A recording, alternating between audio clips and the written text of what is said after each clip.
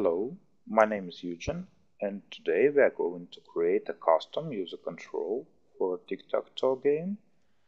And in my next tutorial we are going to create a game board and add some events and functionality to the game. Let us begin. Now I will open Visual Studio 2010 Express Edition for Windows Phone and create a project for our Tic Tac game. I choose New Project. Let it be Windows Phone application, and I rename our project to Lesson 3 Tic game. The directory is correct.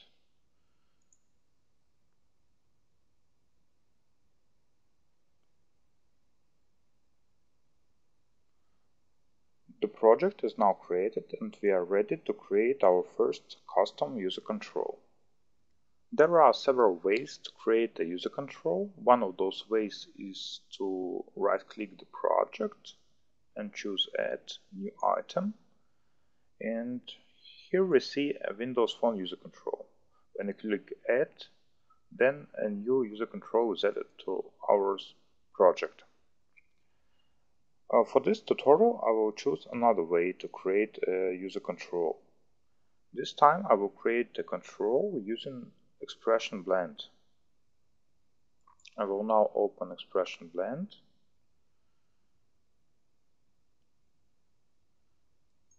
and open our project.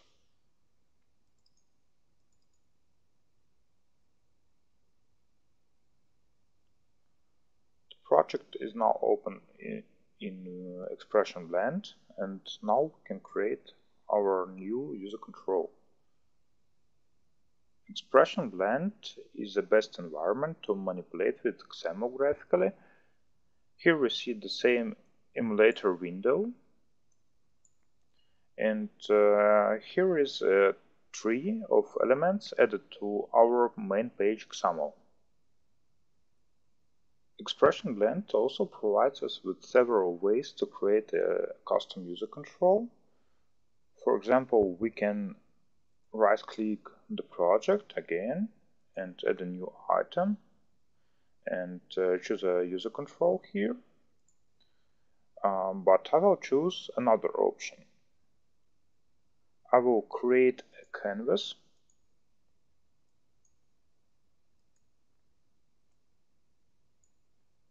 I will also set its width and height to 60.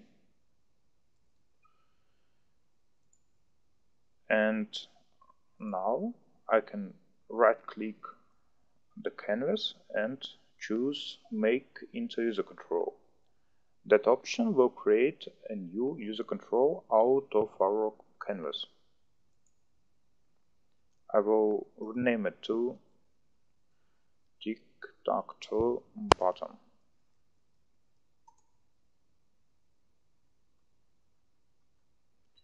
Okay, now our user control is created. We can add some elements to our user control now. Theoretically, you can add any toolbox element or any other custom user control to that canvas. You can also apply any template or style to your user control, but these options I will discuss in my future tutorials. I have decided that today I will create a control out of path elements and using different states. Right now I will save my user control.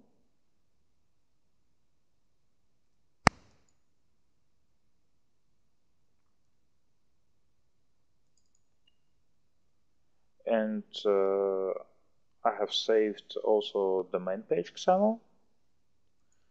And now I will introduce you to path elements and states. Let us find out what states can be applied to our control. I have opened Tic Tac in Wikipedia, and our control represents a single cell in the game board. So theoretically there could be three states. First state is null, when nothing is set to our cell. Second state could be a cross, and the third state is a not. So I open expression blend and let's create a corresponding states. Perhaps using states is not the best option in my case, but for this tutorial I will stick with it. So let us create Visual State group first. I will call it Tic Tac Toe Button States. Okay, we are now ready to create our first state. It will be default. That means that nothing will be selected. And do not forget to turn off the record mode, because we do not need that at the moment.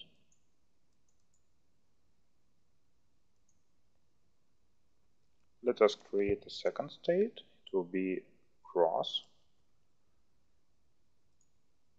And a third state that will be not.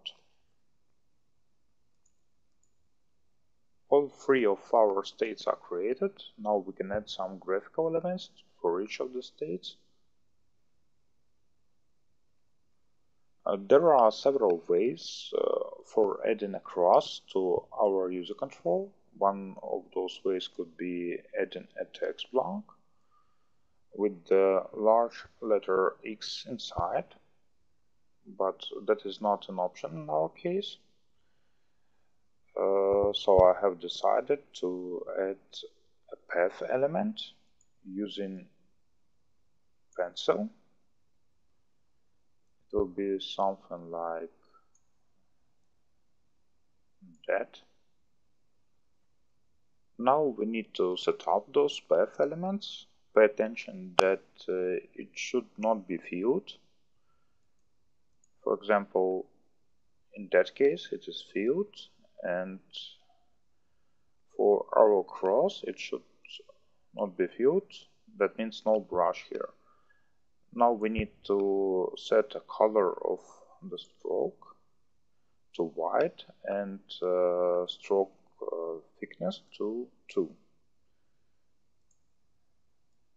Now we see the element have changed, and now we need to set up the second element with the same stroke to white and thickness to 2. Okay, both paths are now complete. Pay attention that this cross is shown only in cross state. It is not shown in default state or not state. So our cross state is absolutely complete. Okay, let us now implement the node state. We do the same technique here. We choose a pencil and we draw a node here, something like that. It should not be filled, and the stroke should be white and thickness should be 2.